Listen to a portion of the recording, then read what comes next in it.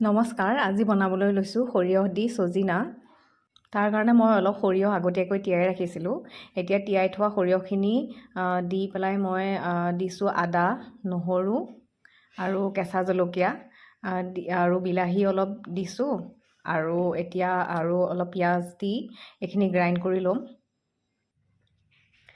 এতিয়া গ্ৰাইণ্ড হোৱাৰ পাছত মই কেৰাহীত অলপ তেল দিম।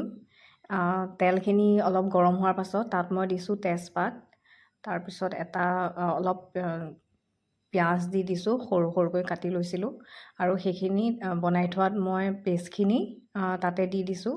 এতিয়া দিছোঁ অলপ নিমখ, অলপ হালধি, অলপ জিৰা গুড়ি, অলপ ধনিয়া গুড়ি আৰু অলপ কাশ্মীৰী মিৰ্চ দিছোঁ।